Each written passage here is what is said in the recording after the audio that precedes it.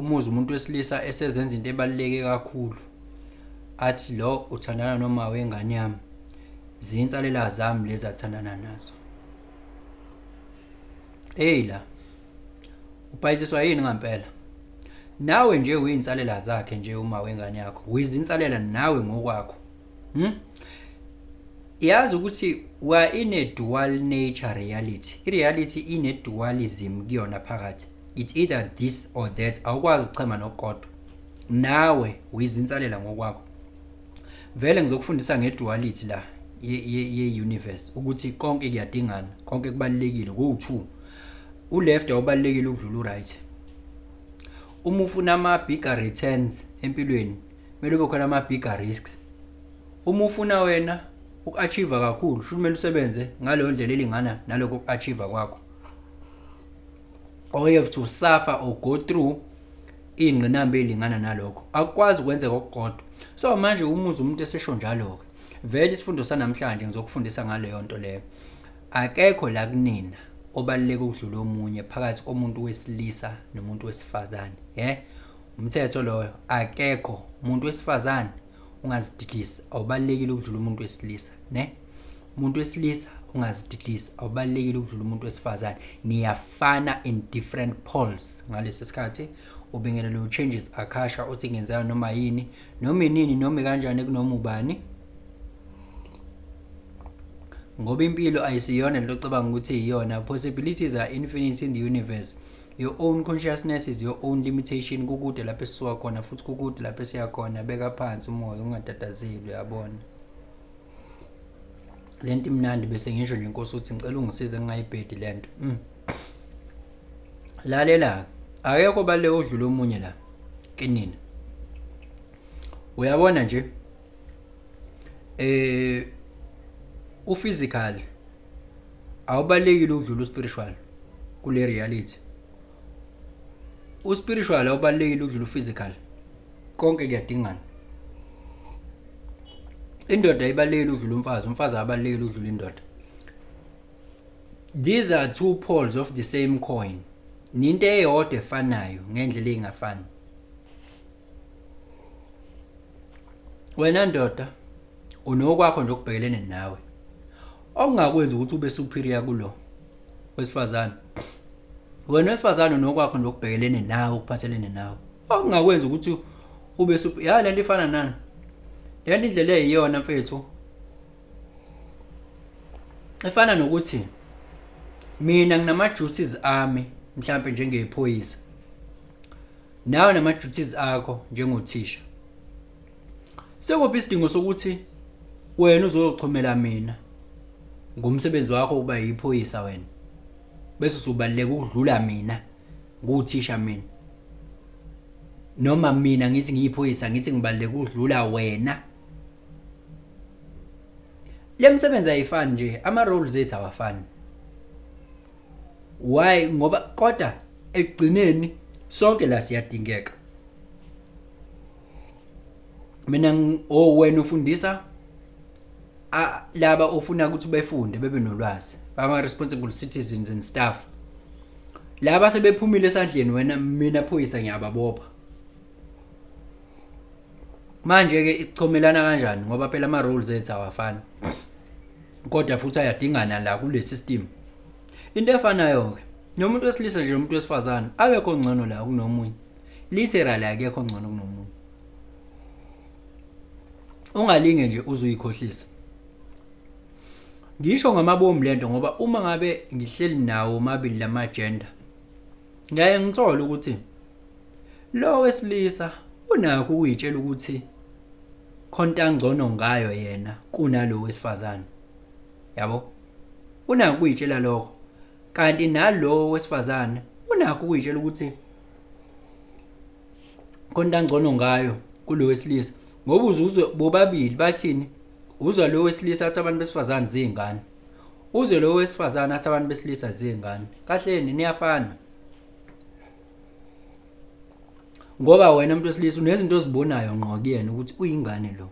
Uyingane impela lo. Kunento oyibonayo, Lezo zinto zisubstitutewa uwe. That is why phela kwafuneka wena ukuthi uze la. So ke awukwazi ukuzongichomela ngokuthi ngiyingane ekubeni wena wawuzo complimenta uzokwazi ukuvala leso sikhala leso. Umsebenzi wakho nje vele lo. Nawe wesifazane ubona lo wesilisa ukuthi uyingane vele kunezinto ekumele izivalwe uwe. Ukufanele ukuthi abe ingane izinto ezizokwenziwa uwe ngeke afike enze umsebenzi wakhe ewumuntu wesilisa aphinde enze owakho okumuntu wesifazane. Anifani phela noba u2 niyadingana. Awukwazi phela uleft ukuba ka right now. Walibona yona iphepha elineside elilodwa nje. Walibona. So manje yini yenza ukuthi abantu badideke kangaka? Bona ngoba uyazi ukuthi umuntu wesifazane nomuntu wesilisa uyakwazi impilo yakho ukuyenza ibe miserable. Yes. Umuntu wesifazane uyakwazi ukwenza impilo yakho ibe miserable. Nawe futhi umuntu wesifazane. Umuntu wesilisa uyakwazi ukwenza impilo yakhe ibe miserable. Uyakwazi. Nobabili niyafana. Angabikho ayithatha ungcono. So ke ake sibuyele lana. Cultural. Angithi uyakhumbula ukuthi yini yenza ukuthi manje le abantu besilisa ibukeke engazuthi ihamba phambili, ebona bohongoshesheleza, ebona bangaphezulu, ebona baqhwakele. Ingoba isikhathi esiphuma kusona kwi-Aries kuworshipwa khona ilanga because that is a fire sign. Isikhathi esiphuma kusona more than 2,000 years ago, even like more than 4,000 years ago, bekuyisikhathi se-Aries ne worshipa ilanga, masculinity. Angithi masculinity, that was the frequency that was around, it was going, that was there. Abantu besilisa angithi ama-cloves lawo. Emva lokho vele abantu besilisa for that matter angithi uyazi ukuthi ilanga is masculine ne moon is feminine. Then because mawusuka kwi-Aries uhamba clockwise uya kwi-Pisces.